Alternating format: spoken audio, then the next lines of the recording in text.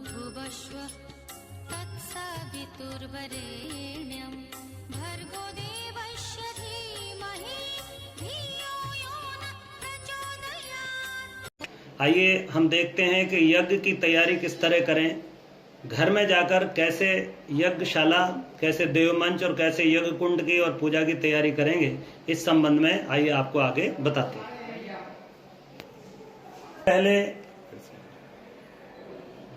सबसे पहले एक लकड़ी की चौकी लें, छोटी या बड़ी हो सकती है। इस लकड़ी की चौकी के ऊपर एक पीला कपड़ा या सफेद कपड़ा या लाल कपड़ा बिछा लें, साफ वाला नया कपड़ा। उसके बाद देव स्थापना का चित्र इस तरह रखना है और ये अच्छा हो कि पूर्व की दिशा हो। अगर पूर्व दिशा में ये है तो बहुत ही अच्छा है, अन्यथा जिस दिशा में भी रखा जाए उसी को पूर्व माना जाए। सजाने के बाद में, चित्र सजाने के बाद विधिवत फूल वगैरह, माला आदि की व्यवस्था बना लें। तत्पश्चात एक कलश स्थापित करना होगा जो ईशान कोण कहलाता है, अर्थात बाएं भाग में। जैसा आप देख रहे हैं, बाएं भाग में कलश है, कलश के अंदर जल है, जल के ऊपर आम के हरे पत्ते हैं, अशोक के पत्ते हो सकते हैं, हरे पल्लव और एक नारियल। तो इस तरह से नीचे थोड़े चावल जमा करके चावल अक्षत के ऊपर कलश स्थापित करें। उसके पश्चात दाहिनी तरफ में, जैसे अग्नेय कोण कहते हैं, उस तरफ थोड़े अक्षत रख के उसके ऊपर दीप जला करके रखना है। और बीच में नवग्रह अगर व्यवस्था बनानी है आपको तो 9 ग्रह बीच में अक्षत की, पीले अक्षत की छोटी छोटी ढेरियां लगाकर उनके ऊपर इस तरह से 9 गोल सुपारी रख के तिलक आदि लगा के व्यवस्था बनाई जा सकती है। अब इसके बाद में पूजा के लिए एक छोटी सी तस्तरी रहेगी जिसमें स्वस्तिक बना होगा। उसमें आप पूजा की तस्तरी के लिए बाद में पूजन, देव पूजन के क्रम के लिए आवश्यक होगी। अब हम आपको पूजा की थाली के संबंध में बताते हैं। एक स्टील की या तांबे की या कांसे की थाली ले लें और उसमें विविध सामग्रियां जो पूजन में लगनी है उनको जमाते हैं। एक खंड में छोटे से पीले चावल थोड़े से रख लें, कोई मिठाई या मिश्री रख लें, या ना हो तो शक्कर रखें, एक माचिस रखें, अगरबत्ती रखें, एक दीपक जो आरती के लिए लगेगा वो दीपक सजा लें, एक खंड में रोली रख लें, यज्ञोपवीत जिसे जनेऊ कहा जाता है वो जनेऊ रखें और हाथ में बांधने के लिए कलावा रखेंगे। तो ये हमारे यजमानों के हाथ में वरण के काम में आएगा। साथ में 2 गोल सुपारी रखेंगे जिसमें से एक देव पूजन में काम होगी, उपयोग होगी, और दूसरी पूर्णाहुति के रूप में उसका उपयोग किया जाएगा। इस तरह से पूरी बढ़िया व्यवस्थित पात्र हैं। यदि ये 5 उपलब्ध हैं तो इनका उपयोग करें, अन्यथा इसके स्थान पर एक कटोरी रख लें, इसके स्थान पर चम्मच ले लें, इसके स्थान पर कटोरी ले लें और एक बड़ी चम्मच इसके उपयोग में हो सकती है। बस इस तरह से भी काम चलाया जा सकता है। तो इस तरह से काष्ठ पात्र हो सकते हैं। साथ ही पूजन के लिए कटोरी चम्मच लगेंगी जिसमें आपको आचमन, पवित्रीकरण आदि, और एक देव पूजन के लिए एक कटोरी चम्मच अलग रखना होगी। और घृत के लिए एक कटोरी रखेंगे जिसमें घृत भर के रखेंगे, लगभग 100 ग्राम घी लगेगा। साथ ही साथ में हवन सामग्री रखने के लिए दोने या इस तरह की स्टील की प्लेट ली जा सकती है। अब आइए हम बताते हैं आपको यज्ञ की व्यवस्था। तो सबसे पहले आपको समिधा लगती हैं। समिधा में पीपल की, बरगद की, आम की, पाकड़ की, गूलर की समिधाएं उपयोग करनी चाहिए। ये पतली पतली समिधाएं ले लें और तैयार करके रखें। और यज्ञ में बीच में आपको समिधा दान के लिए 4 समिधाएं लगती हैं, तो ये लगभग 8-8 अंगुल की 4 पतली समिधाएं अलग से तैयार करनी पड़ती हैं। और अब हम देखते हैं कि यज्ञ कुंड का विधान कैसा है, वो कौन कौन से तैयार कर सकते हैं। ये आप देख रहे हैं, ये शांति कुंज में तैयार किया जाता है, यहाँ के ग्राम उद्योग, यहाँ के उद्योग केंद्र में। ये स्टील का बना हुआ कुंड है जो बिल्कुल विधिवत बना हुआ है।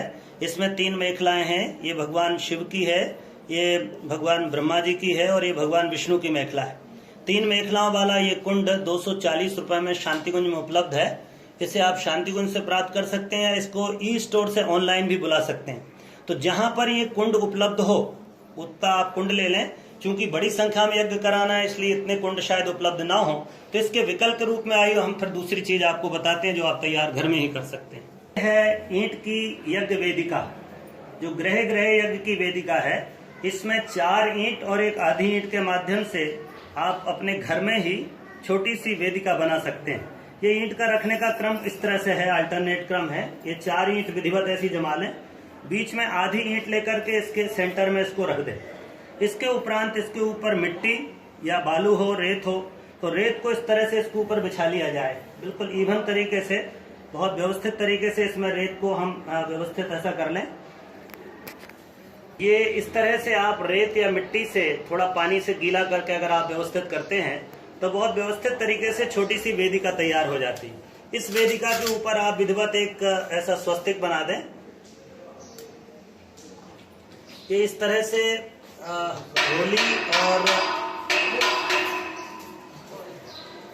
रोली हल्दी और आटे को मिला करके ऐसी छोटी सी वेदिका और ऐसे उसका श्रृंगार किया जा सकता है। ये बिल्कुल पवित्रतम मृतिका और ईंट से बनी हुई गृह वेदिका है। इस यज्ञ वेदिका में आप बहुत विधिवत और शास्त्रीय तरीके से अनुमत विधान से यज्ञ कर सकते हैं। यदि ये वेदिका जहाँ कुंड की व्यवस्था ना हो, इस तरह के पिरामिड वाला पीतल का हवन का पात्र लिया जा सकता है। ये आप देख रहे हैं छोटा सा पात्र है, बड़ी छोटी साइज सभी तरह की बाजार में उपलब्ध है। छोटा सा स्टैंड हो सकता है, स्टैंड ना हो तो नीचे ईंट या थाली उल्टी रखी जा सकती है, उसके ऊपर विधिवत ऐसा रख लें और इसी में आप समिधाएं, छोटी समिधाएं लगा करके यज्ञ कर सकते हैं। ऐसा ना हो तो ये दूसरी मिट्टी का बना हुआ ठीक वैसे ही पिरामिड वाला कुंड है, इसका उपयोग हो सकता है। ये ना मिले तो ये सकोरे जिन पर दही जमाया जाता है और पक्षियों को जिस पे दाना चुगाया जाता है, पानी दिया जाता है, ये कुम्हार के अवे पर मिल जाते हैं, कुम्हार के यहाँ। ये आप देखेंगे कि ये मिट्टी का गोल कुंड भी हमारे विधान में, शास्त्रीय विधान में चौकोर कुंड के साथ गोल और वेदियों के क्रम है, उससे भी एक तरीका सकोरे का ये भी हो सकता है।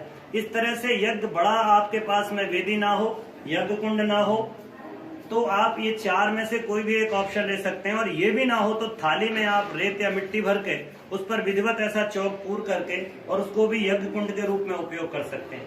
तो ये हमारा यज्ञ का पूरा तैयारी हो जाती है। इसके उपरांत आप विधिवत सजाने के बाद विधिवत अपने जो भी आचार्य उपाचार्य हैं उनका सहयोग लेकर के यज्ञ की प्रक्रिया को प्रारंभ कर सकते हैं। अगर आपके यहाँ आचार्य की उपलब्धि नहीं है तो फिर दूसरा क्रम है कि आप मोबाइल पंडित या मोबाइल पुरोहित का भी सहारा लेकर के, जिसमें पूरी प्रक्रिया बताई गई है, मोबाइल पुरोहित का सहारा लेकर के आप यज्ञ की प्रक्रिया को पूरा। तो अभी हमने देखा किस तरह से आप घर में ही बहुत सरल, बहुत सहज रूप से बिना किसी बड़े खर्चे के यज्ञ की व्यवस्था बना सकते हैं। ये हमारी पूजा चौकी का क्रम है, जिसमें ईशान भाग में भगवान कलश नारायण है, अग्नेय में दीपक नारायण है और पीछे भगवान देव मंच है, गुरुजी माताजी का फोटो है, नवग्रह की व्यवस्था है, पीला कपड़ा, लकड़ी की चौकी है। ये यज्ञ कुंड का पूरा क्रम है। यज्ञ को जिस तरह कुंड अगर उपलब्ध है तो ऐसा, अगर ये कुंड उपलब्ध ना हो तो जैसा बताया गया इस तरह की वेदिका बनाना, और साथ में इस तरह के कुंडों का भी उपयोग किया जा सकता है।